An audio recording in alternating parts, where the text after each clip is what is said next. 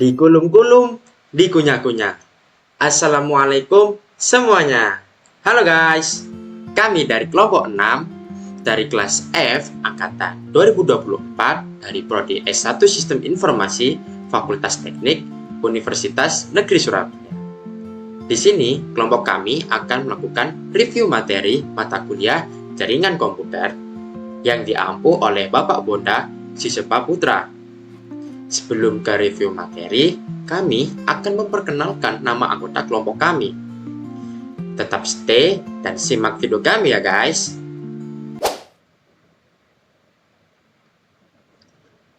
Halo guys, perkenalkan, namaku Faridul Yakin dengan NIM terakhir 176. Kemudian ada teman saya, Dimsafa Al-Kafi dengan NIM terakhir 191. Kemudian ada Rifa Tabirna Trinita dengan NIM terakhir 199. Kemudian ada Pratnya Paramita dengan NIM terakhir 200. Kemudian yang terakhir ada Elang Febriansa dengan NIM terakhir 202.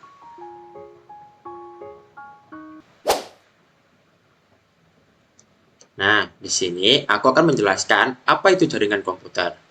Jaringan komputer adalah sistem yang menghubungkan dua atau lebih komputer menggunakan perangkat keras dan perangkat lunak untuk berbagi data dan informasi. Jaringan ini memungkinkan komunikasi antar komputer dan berbagai aktivitas seperti berbagi file atau mencetak dokumen melalui printer. Jaringan komputer adalah sistem yang menggabungkan beberapa komputer independen agar dapat berbagi sumber daya, informasi, dan data. Jaringan ini menjadi elemen penting dalam dunia digital, memungkinkan komunikasi dan kolaborasi secara efisien.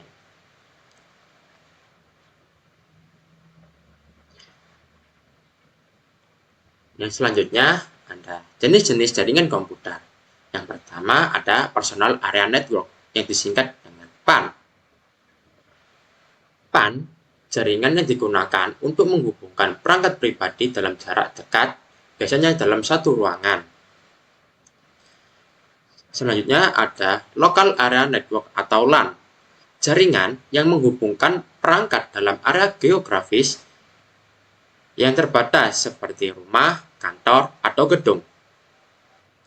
Nah, biasanya jaringan ini biasanya menggunakan kabel Ethernet atau teknologi nirkabel atau WiFi. Kelebihannya yaitu kecepatan tinggi, yang kedua biaya rendah, yang ketiga mudah dikelola. Contoh, jaringan di kantor yang kecil menghubungkan komputer, printer, dan perangkat lainnya. Selanjutnya, yang ketiga ada Wide Area Network atau yang disingkat dengan WAN. Jaringan yang menghubungkan perangkat di area geografis yang lebih luas seperti antar kota dan negara. Nah, WAN sering menggunakan teknologi seperti line, satelit, dan koneksi internet. Kelebihannya, yang pertama, jangkauannya luas, mampu menghubungkan lokasi yang jauh, memungkinkan komunikasi global. Yang kedua, konektivitas memungkinkan organisasi untuk menghubungkan kantor cabang di berbagai lokasi. Contohnya, internet adalah contoh terbesar dari WAN, menghubungkan jutaan perangkat di seluruh dunia. Yang ketiga, yang keempat maksud saya, yaitu Metropolitan Area Network atau MAN, yaitu jaringan yang menghubungkan beberapa dalam area geografis yang lebih besar seperti kampus. Jaringan ini biasanya menggunakan teknologi fiber optik untuk kecepatan tinggi. Kelebihannya yang pertama yaitu kecepatan tinggi, yaitu mampu menyediakan kecepatan yang lebih baik dibandingkan WAN. Yang kedua adalah konektivitas antara LAN, menghubungkan beberapa LAN dalam satu kota memungkinkan kolaborasi antar organisasi. Contohnya yaitu jaringan yang menghubungkan beberapa gedung universitas dalam satu kampus.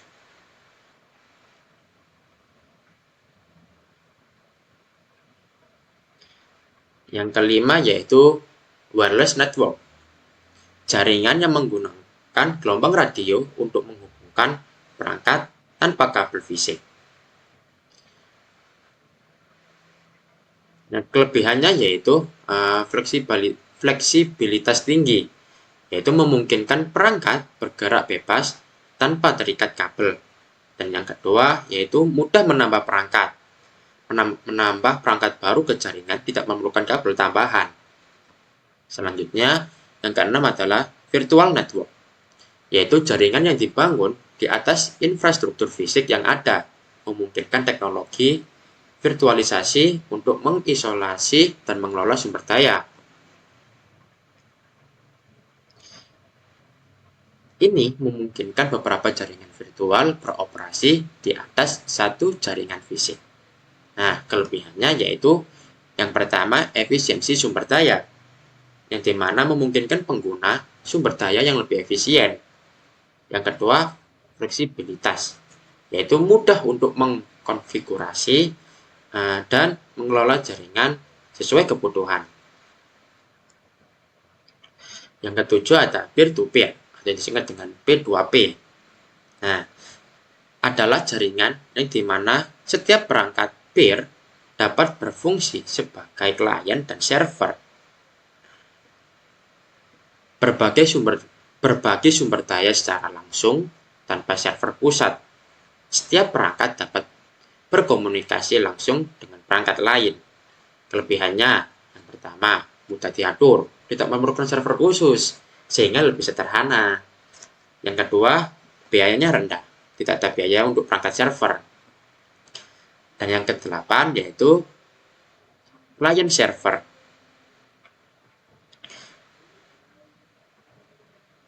Jaringan di mana perangkat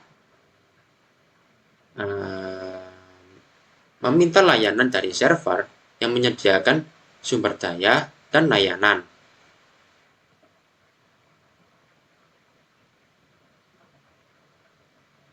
Selanjutnya, ada topologi jaringan yang nantinya akan dijelaskan oleh teman saya, Mas Muhammad Safa Kafi.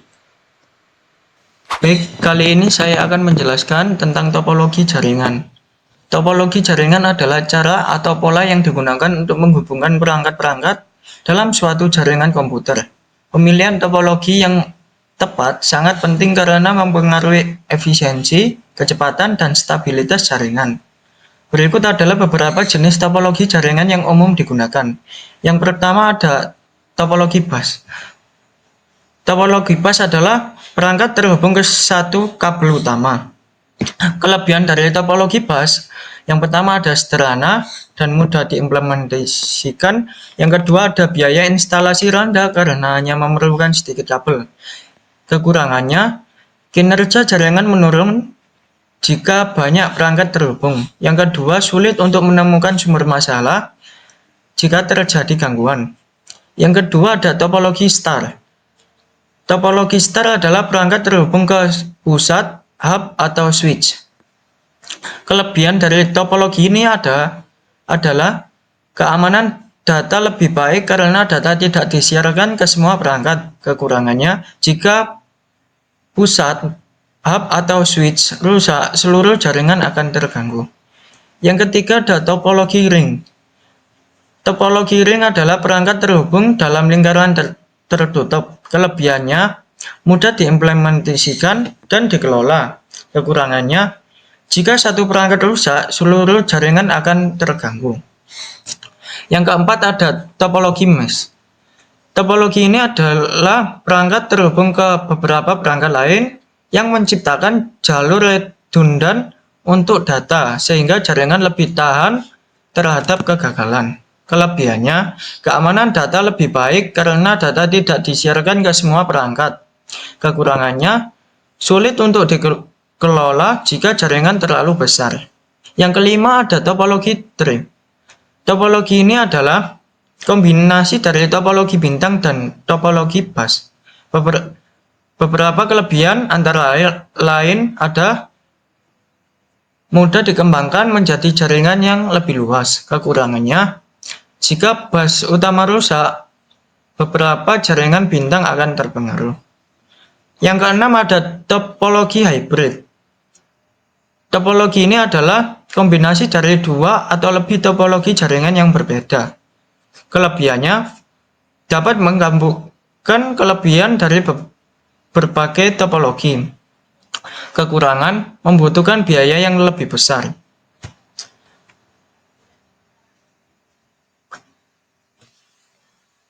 Selanjutnya, saya akan menjelaskan tentang perangkat jaringan komputer. Yang pertama ada router.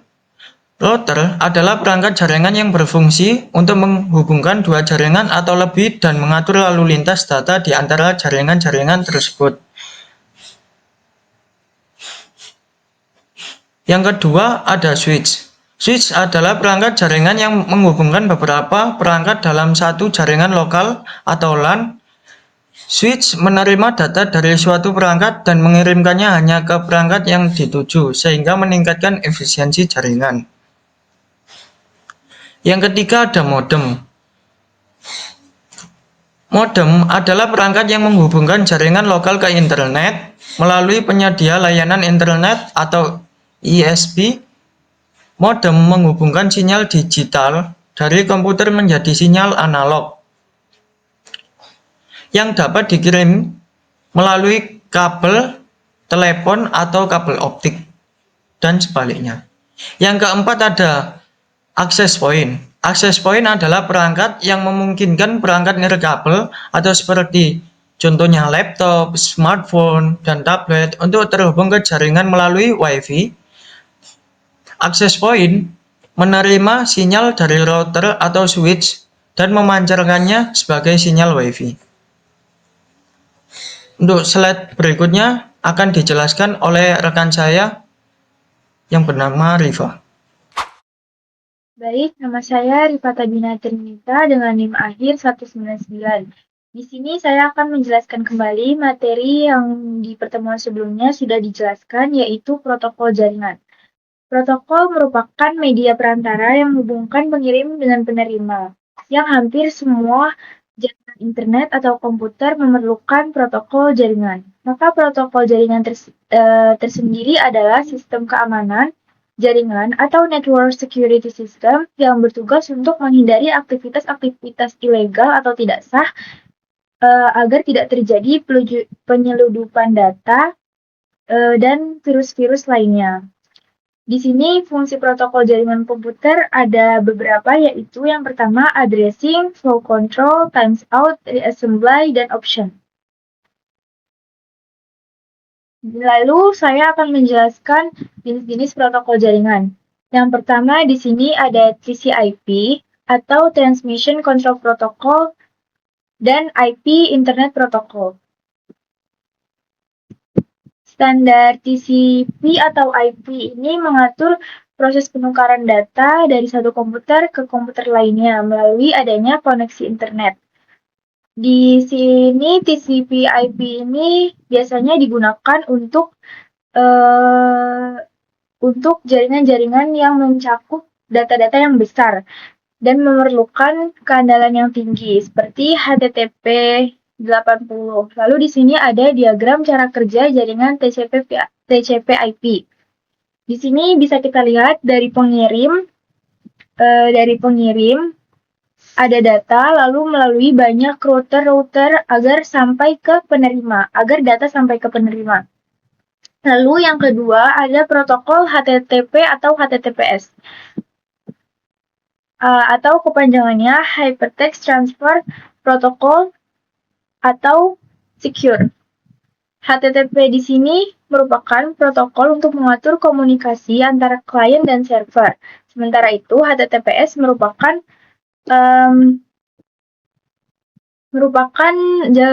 versi yang lebih terbaru dan lebih akurat keamanannya.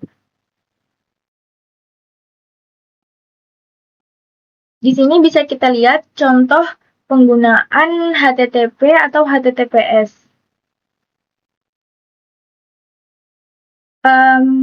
HTTPS dan HTTP masih satu protokol yang sama, hanya saja HTTP biasanya melalui Transport Layer Security atau TLS atau Socket Secure Layer atau SSL.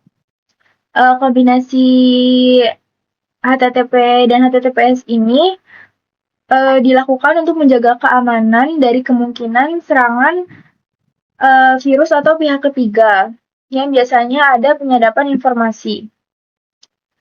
Next, jenis selanjutnya ada FTP atau File Transfer Protocol.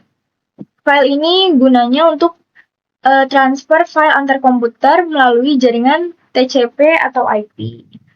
FTP biasanya digunakan untuk men-upload atau mendownload file dari server ke server. Di sini ada contoh diagramnya. Dari klien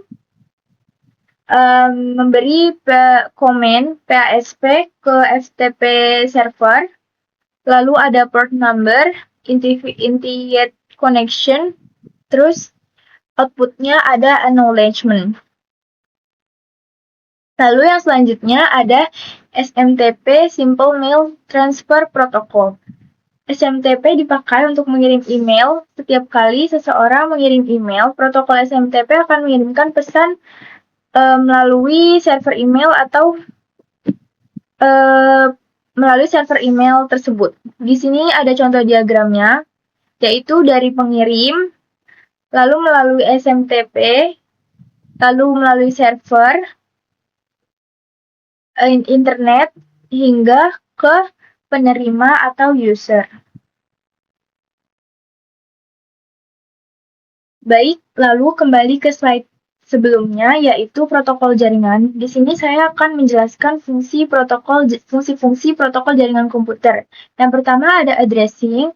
Addressing ini adalah header IP yang mengandung alamat yang akan memberikan identifikasi baik dari pengguna ataupun penerima, pengirim ataupun penerima.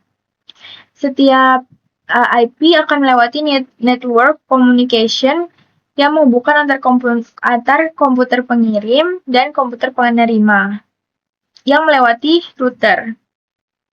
Lalu yang kedua di sini ada flow control. Flow control berfungsi sebagai pengatur perjalanan data dari pengirim dan penerima secara satu persatu. Tujuannya untuk membantu membatasi jumlah data yang terkirim. Lalu selanjutnya ada times out. Times out ini dipakai untuk self-destructive counter atau menghancurkan diri sendiri, yaitu setiap IP paket yang sudah kadaluarsa ataupun rusak akan otomatis hilang. Jadi membantu mencegah kerusakan jaringan yang overload. Lalu selanjutnya dari assembly, yaitu saat data masuk dalam protokol jaringan, pesan yang terkirim akan terpecah menjadi beberapa paket kiriman karena adanya batas kapasitas. Lalu di sini selanjutnya ada option. Protokol juga digunakan untuk memberikan izin komputer pengirim dan memutuskan bagian dari paket yang akan didapatkan oleh komputer penerima. Tujuannya untuk mencari bagian terpenting yang perlu dihubungkan ke jaringan penerima serta menambahkan keamanan paket.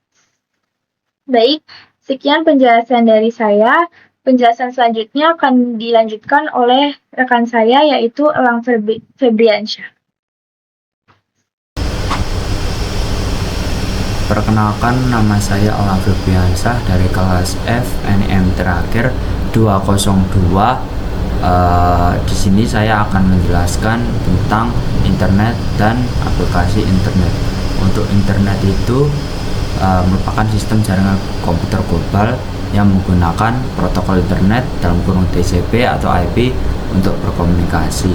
Nah, untuk menghubungkan perangkat di seluruh dunia, jaringan ini terdiri dari yang satu jaringan privat, kedua publik, ketiga akademik, empat bisnis, dan kelima pemerintahan.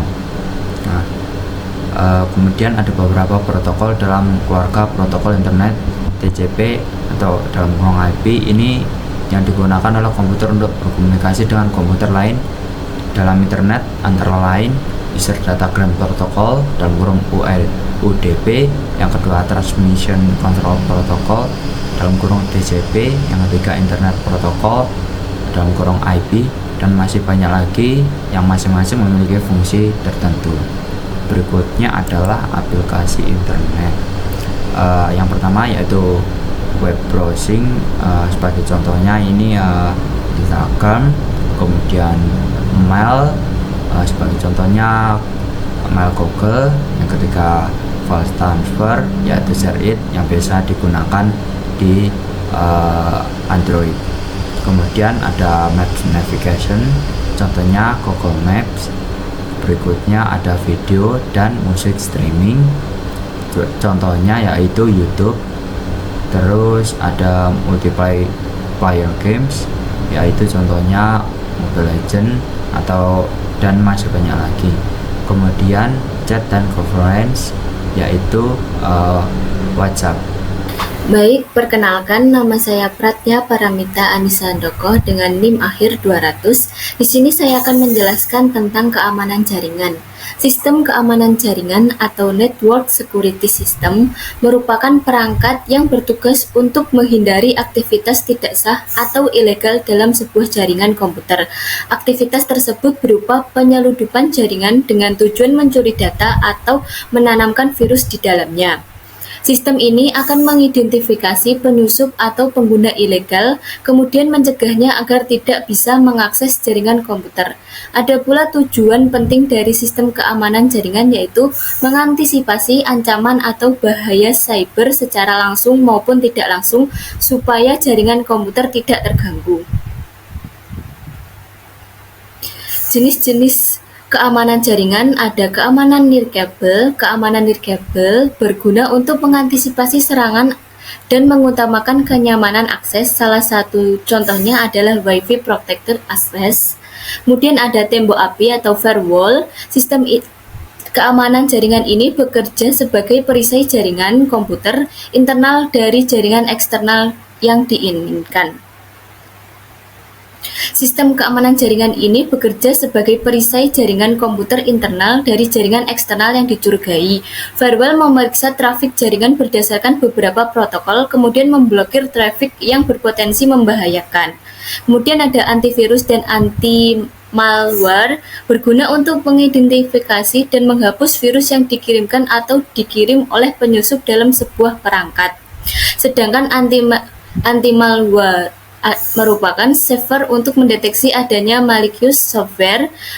Malware lebih berbahaya karena serangan ini bisa melumpuhkan jaringan sampai beberapa minggu.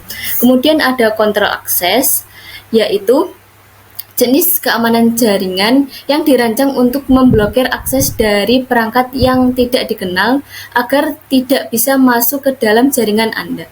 Alhasil, potensi sabotase jaringan dapat dibatasi. Selain itu, akses kontrol berguna untuk membatasi dan mengatur akses pengguna jaringan ke beberapa file atau folder tertentu. Kemudian ada SIEM, yaitu Manajemen Informasi dan Acara Keamanan.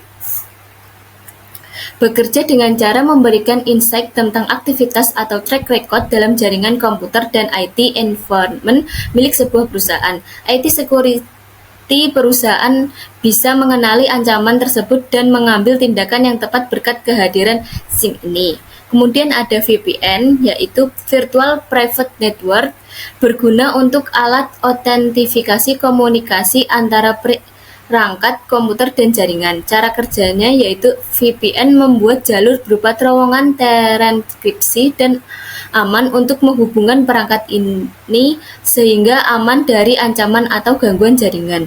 Kemudian ada segmentasi jaringan, yaitu meningkatkan keamanan jaringan dengan cara membagi jaringan tersebut ke dalam beberapa bagian, yaitu segmentasi.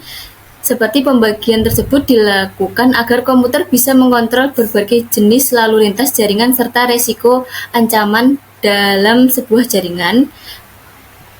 Selanjutnya ada sistem deteksi intrusi, Itu istilah lainnya Intrusion Detection and Prevention System. Sistem ini akan menyatukan seluruh aktivitas dalam jaringan, kemudian menganalisis aktivitas berbahaya dan mencurigakan. Selanjutnya, sistem ini akan mengambil langkah untuk menumpas serangan tersebut. Selanjutnya ada manfaat jaringan komputer. Yang pertama ada untuk berbagi sumber daya. Jaringan memungkinkan pengguna untuk berbagi sumber daya seperti printer, scanner, atau storage secara bersama-sama. Ini dapat menghemat biaya dan meningkatkan efisiensi. Kemudian ada komunikasi. Jaringan menjadi wadah untuk bertukar informasi dan berkomunikasi antar pengguna. Kita bisa berkirim pesan instan, melakukan panggilan video, conference, dan berkolaborasi secara daring dengan mudah. Kemudian ada akses informasi, yaitu jaringan menyediakan akses ke berbagai informasi yang tersimpan di server atau komputer lain. Ini memungkinkan kita untuk browsing internet, mengakses email, dan menggunakan berbagai aplikasi berbasis jaringan. Kemudian yang terakhir ada hiburan. Jaringan menjadi sarana untuk meningkatkan hiburan seperti bermain game online, streaming film, dan mendengarkan musik secara bersama-sama.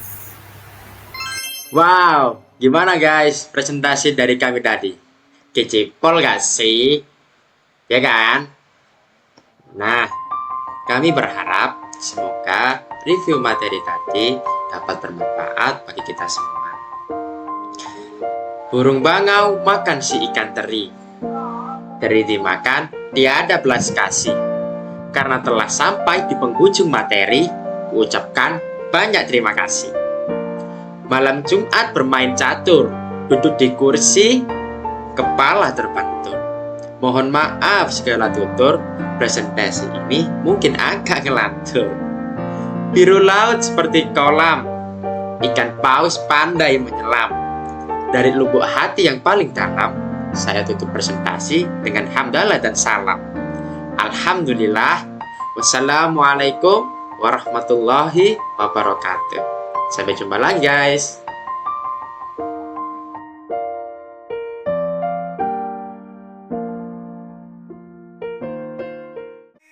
Thank you for this day.